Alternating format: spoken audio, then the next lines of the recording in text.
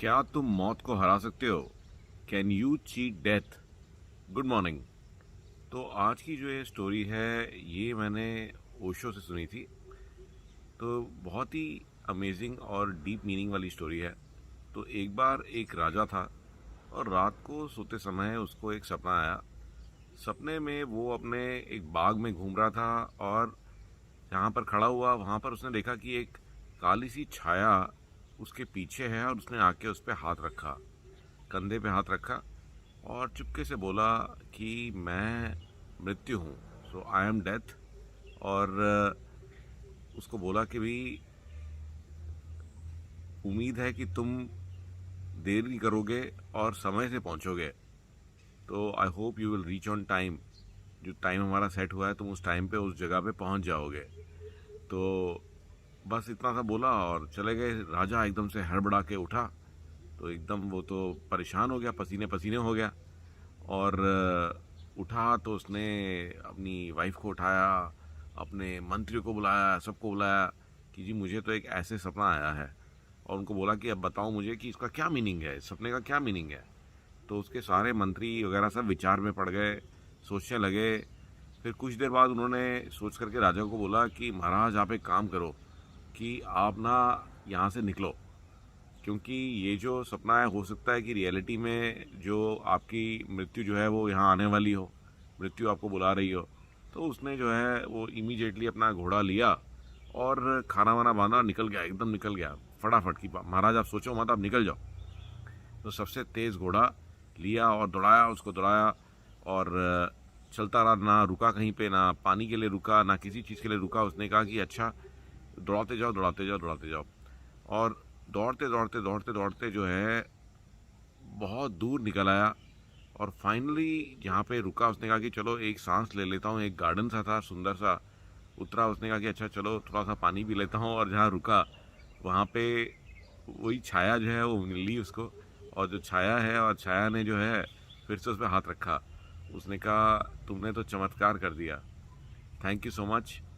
मैं बहुत ही चिंतित थी कि जो जगह हमने रखी है तुम्हारी मृत्यु के लिए वो बहुत ही दूर थी। तो तुम्हारा घोड़ा भी जो है, तुमने घोड़ा लिया, तुम कहीं पे भी रुके नहीं, सरपट दौड़ते आए दौड़ते आए। मुझे बहुत ही चिंता थी कि कहीं पे अगर तुम नहीं पहुंच पाए इतनी दूर जगह पे, वो भी इसी टाइम पे, तुम किसी भी चीज़ के लिए रुके नहीं, ना तुमने खाने के लिए रुका घोड़ा ना कुछ। तुम्हारे घोड़े को भी थैंक यू, तुम्हारे को भी थैंक यू कि तुम बिल्कुल अपने सही समय पर तुम जो है ये मेरे लिए आ गए हो। अब चलो आओ, मैं तुम्हारे साथ, तुम्हारे को अपने साथ लेके चलूंगी। तो इस स्टोरी का मीनिंग क्या है? तो ये जो स्टोरी है इसका मीनिंग क्या है? तो लाइफ के अंदर ना हम लोग भी जो है हमेशा भागते रहते हैं, कभी किसी चीज़ के पीछे, कभी किसी और चीज़ के पीछे। हमें ऐसा लगता है कि हर एक चीज़ जो है वो हम कंट्रोल कर सकते हैं, हर एक चीज़ के लिए हम रिस्पॉन्सिबल हैं। लेकिन रियलिटी क्या है कि जो एक्चुअल में होना है वो तो होना ही है। तो इसमें ना इतनी ज़्यादा टेंशन, इतनी ज़्यादा परेशानी अपने दिमाग में रखने का कोई फ़ायदा नहीं है। तो जो होगा वो अपने हिसाब से ही होगा। तो जैसे कहते हैं ना, गो विद द फ्लो। तो हर एक चीज़ को आप कंट्रोल नहीं कर सकते और हर एक चीज़ को इतना ज़्यादा सीरियसली लेने की ज़रूरत नहीं है। तो आपको अपना काम करना चाहिए और उसके बाद में जो चीज़ जैसी होनी है वो अपने आप उसी तरीके से होगी। कई बार हम लोग बहुत मेहनत करते हैं, उसका इमीडिएट रिजल्ट नहीं मिलता तो टेंशन ले लेते हैं। बट चिंता ना करें, आप अपना काम करते जाइए, जब रिजल्ट आना होगा वो अपने आप आ जाएगा। और कई सारी चीज़ें जो हैं वो ऊपर वाले के हाथ में भी छोड़ देनी चाहिए, ठीक है। तो हमारे को हर एक चीज़ के अंदर में ये नहीं सोचना चाहिए कि हम लोग टोटली जो है हर एक चीज़ को कंट्रोल करके चल सकते हैं।